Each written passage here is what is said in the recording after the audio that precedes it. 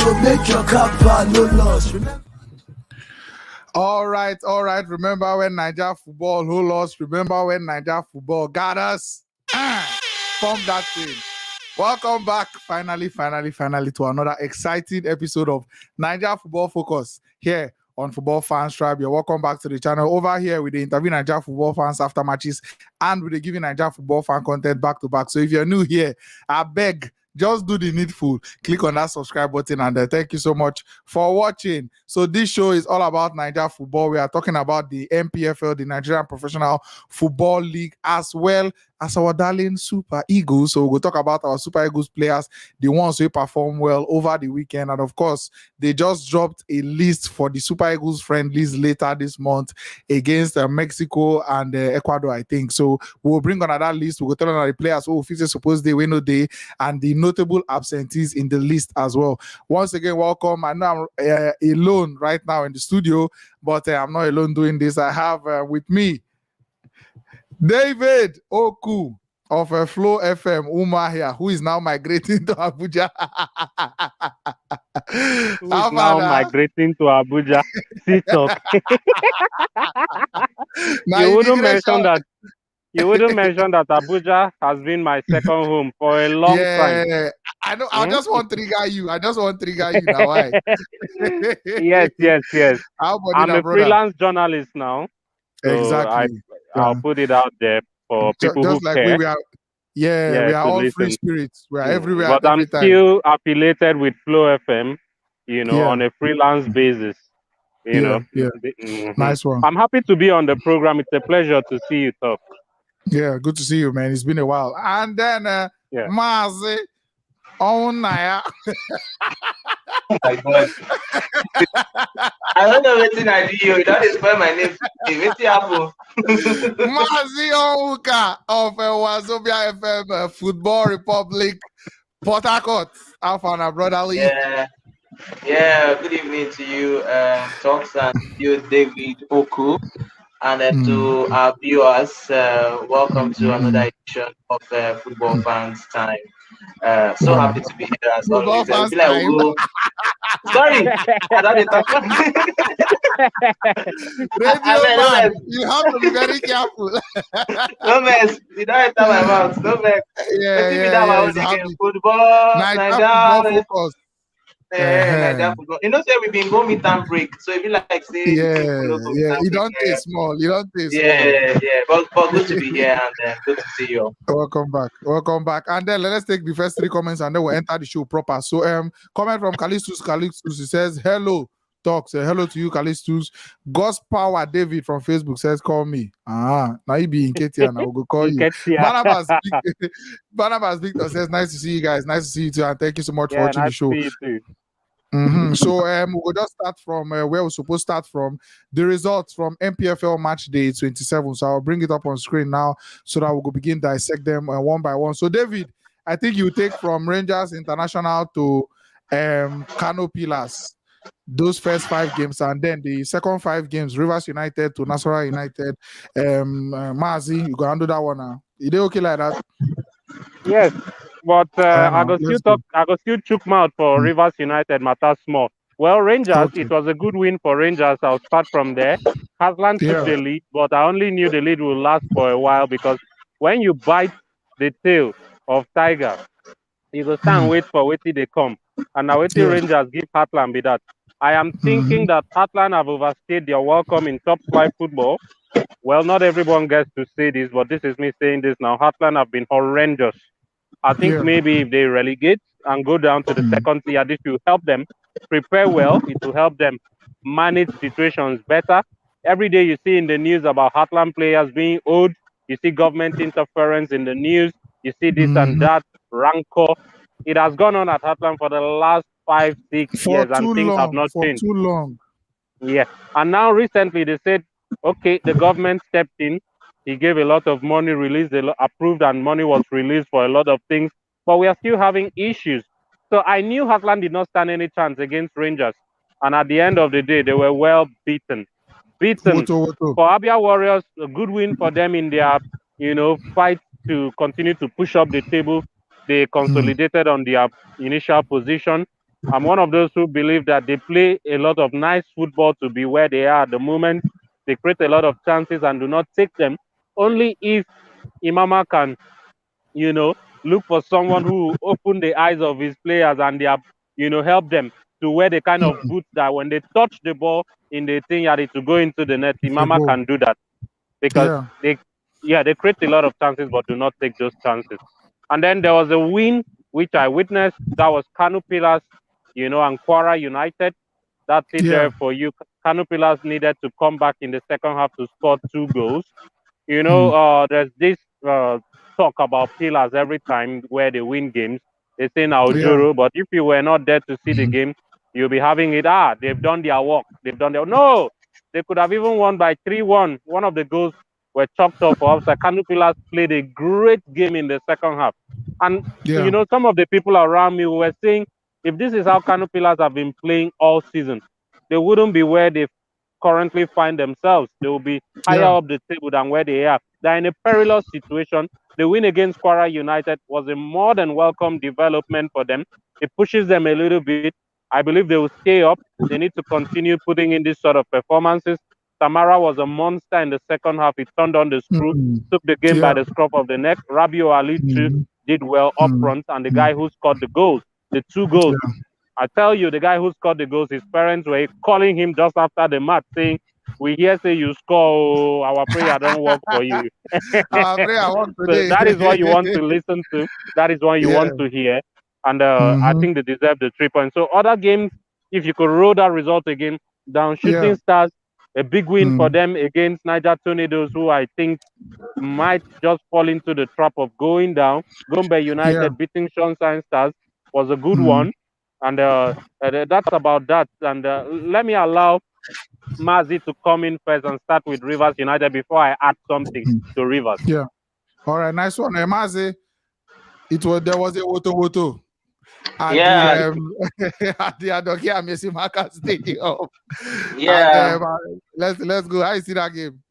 Yeah, 2 things were raining on that particular Sunday. One was the rain, and then the goals. They both rained right here at the Adokia Mesimaka Stadium. Rivers United, demolishing their biggest scoreline of the NPFL season, demolishing MFM. We will say embattled MFM because it's not been all rosy for MFM. Take nothing away from the MFM side. Some people may say that victory was just, due to the brilliance of the Rivers United side. But I wouldn't say that because they played a depleted MFM side. Remember that about their coach was not there. The sanctions from the NPFL from the last time, when they had that from the LMC rather. So 2 of their players were out. So it was more like a depleted MFM side. But he just has a way of compounding the woes of MFM this season, who I think is all but over for them. I don't see them escaping this time around. They may just be going back to the NNL, and I don't know, but that's what I see because it's been so difficult for them, and then plus the sanctions, so many things not going their way at this time. So, but big ups for Rivers United. They've opened up that 7-point gap with Plateau United there. Up next, Lobby Stars winning Katsina United. Katsina United they beat Resurgence under Abdul Usman Abdallah, their new coach, defeating Rangers last time out, but they succumbed at Lobby this time around 2-1 the scoreline. Aqua United and Eyimba, yes, the match of the weekend, lived up to its billing as a high-profile game. 1-1 it ended at the Nest of Champions there between the 2 sides. Yes, DJ Ayeni had to bounce back from that disappointing defeat to Katsina United. His first loss as manager of Aqua United since coming to the side. He had to make a statement, and what a better way than to hold Eyimba, traditional side in the NPFL. I think the other thing has to do with Plateau United and I'm trying to remember now. Plateau United and Nasarawa United.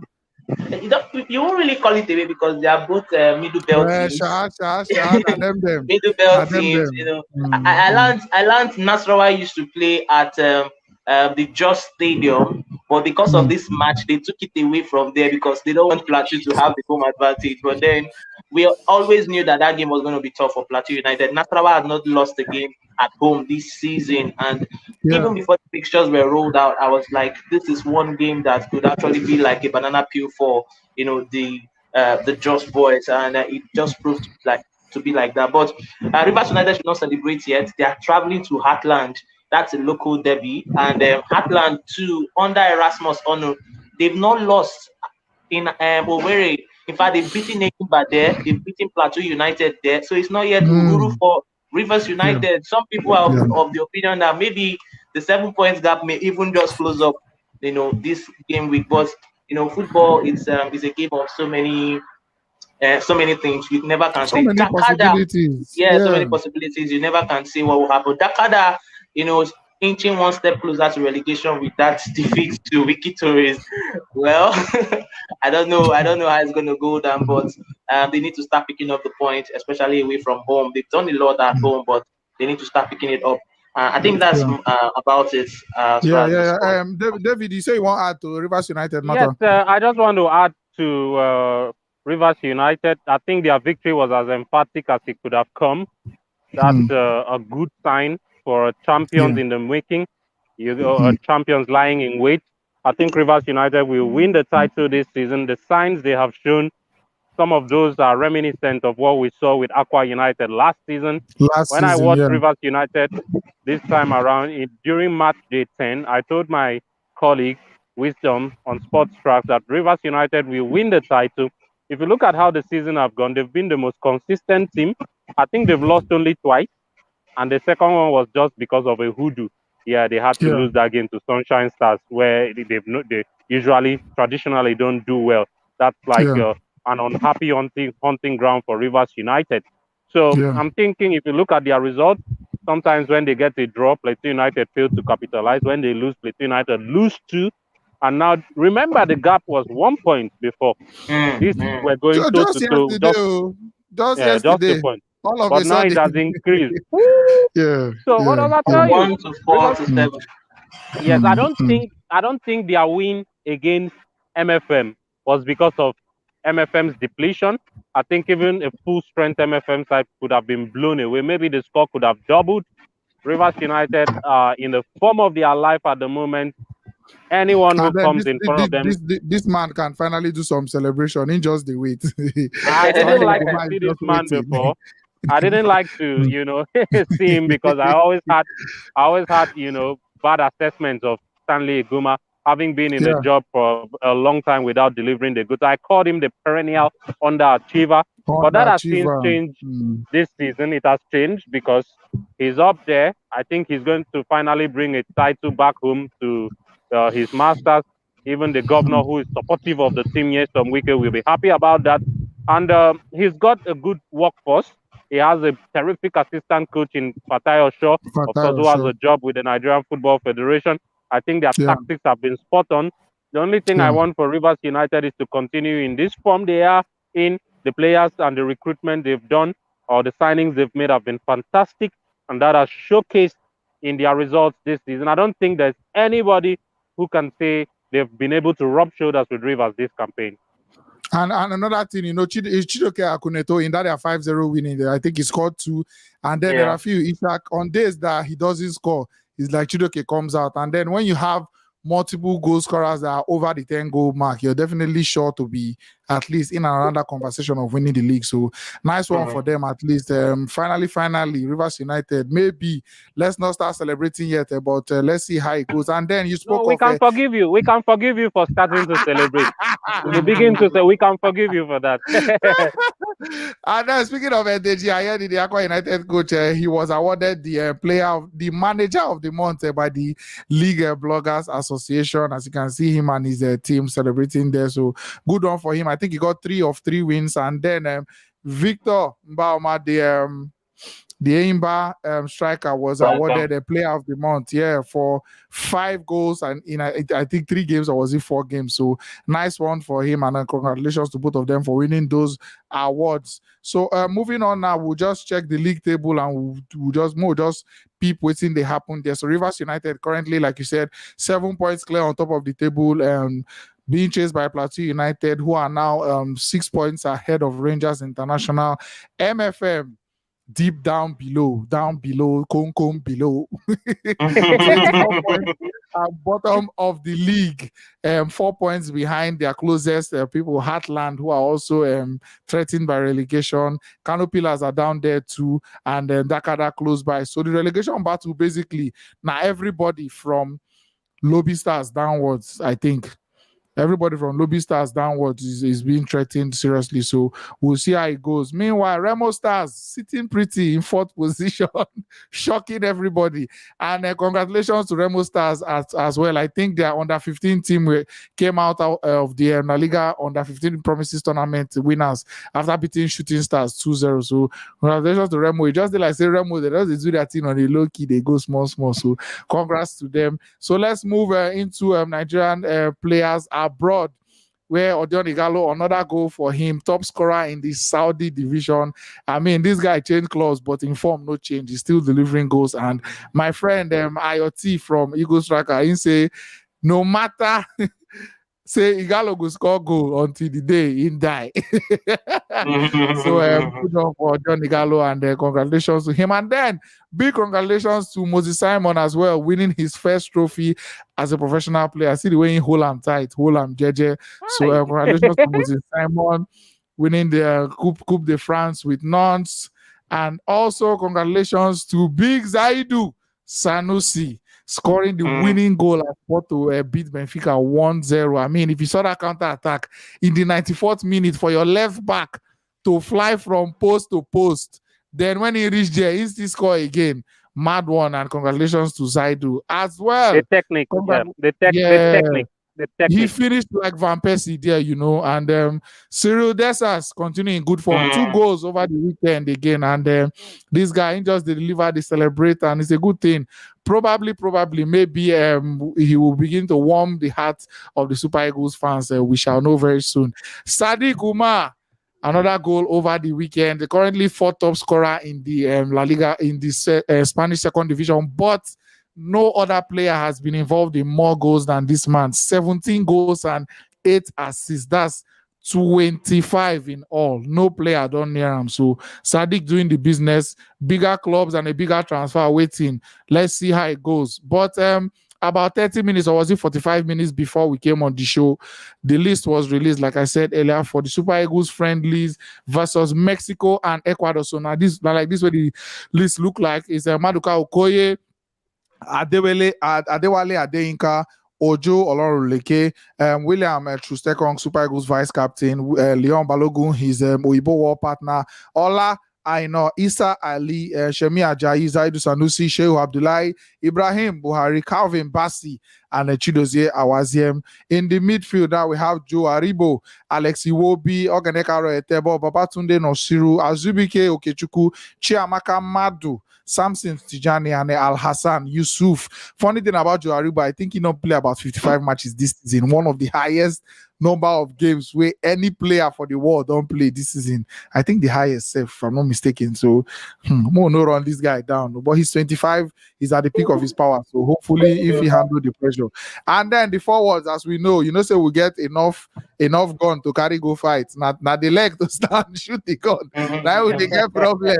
So Ahmed Musa is there, Mazi Simon, Samuel Chukwueze, Cyril Dessers, because of his good form, called up to the team, as well as Sadiq Umar, Victor Osimhen, like I said, very, very delivering goals, second top scorer in the NPFL. But it's funny, when they invite the second top goal scorer, and then the person where they lead the goals, no they there.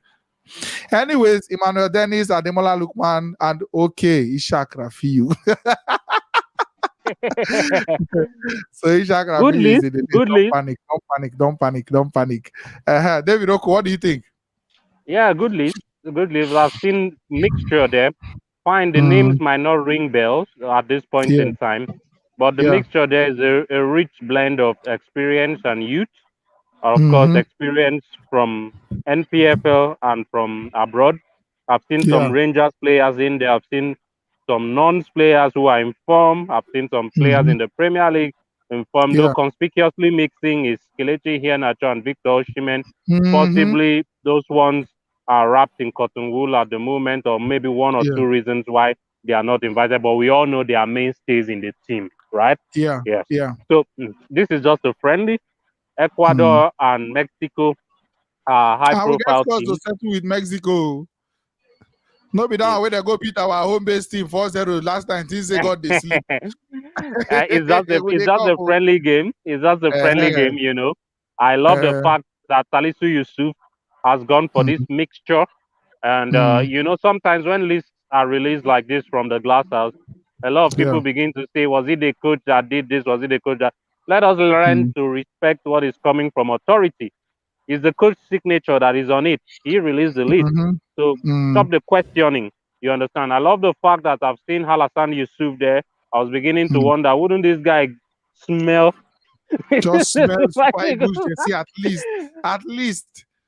At least, you know, that's a good one. I've seen some other players too that have done well in the NPFL. Victor Osimhen, like you mentioned, as a second top scorer. He's done well. I've watched him countless times at Eimba Stadium. I think he's a good forward. Then we have a lot of defenders. We have midfielders too. Zaidu is there too, so that should please a lot of people. I think the list is good to go. He's good to go. Mazi, read this list over 10 and tell me, what do you think? Over 10, over 10, over 10. Well, because it's a friendly, I would say 8. I think the list is also good to go, though I would have also preferred 1 or 2. I'm not comfortable with Ogone Karo Etebo in the list. I don't know. That's my personal bias. He has not played games. Exactly. I don't know why Etebo is on that list. We have a certain Maurice Chuku in Rivers United, who is like our own. Call him the Andre Pillow, call him the Michael Carrick. You know, that deep lying defensive midfielder that has the eye for pass, you know, that can spread the ball and also gives you something when it comes to set balls. Why is he not on that list? You know, if this is a friendly game where you want to test players, I think people like Maurice should be on that list. Yeah, so I don't know what's Ogene Karo Etebo. I don't know what else we want to see from a player like that. And I don't know why he's on that list. But apart from that, I think the list is fine. 8 players from the Nigerian Professional Football League. I think it's a breath of fresh air for the team. And also, the second concern I have is, will Salisu Yusuf be in charge against Ecuador and Mexico? Are we assembling a player for a coach we don't know? These are the questions begging for answers in my head. But aside that, I think it's good for the NPFL, and it's good that we're giving some of these players, at least Ishak Rafiu, the fact that I'm the top scorer and I get invited to the national team, it makes other people try to work hard. They want to get to that point. So I think it's a good motivation for the boys. Apart from this few here and there, I think there's no Ndidi. I think this would have been the best chance for a certain Maurice Chuku to come into that team. I think he's one of the best defensive playing midfielders we have in the APFL at the moment, and I'm surprised he's not on that. And then goalkeeper if I may add as well. something very quickly, I heard him talk about a little bit of restlessness in the coaching department. Who is taking us? Who will be in charge? Who will do this?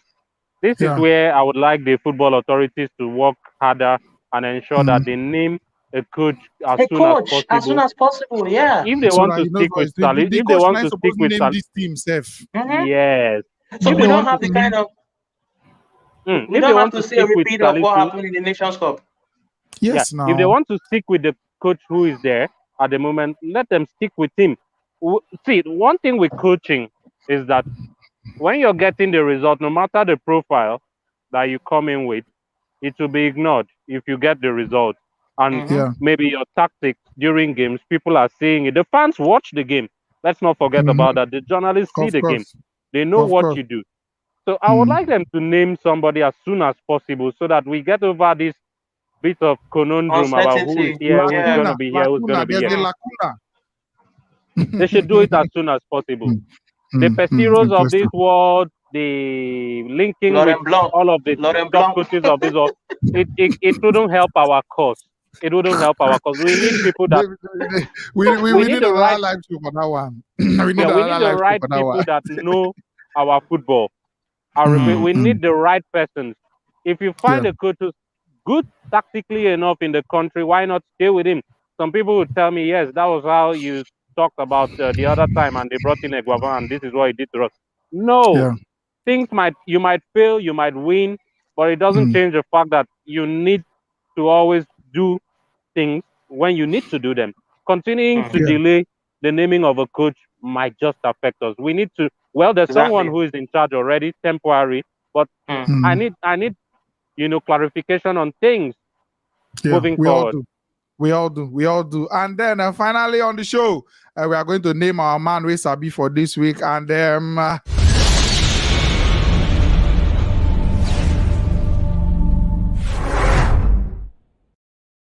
all right, man Weh Sabi for this week. I've talked about him already. So if you know, you know. He's the first player to win the Portuguese league, the first Nigerian player rather to win the Portuguese league, and his name is Zaidu Sanusi.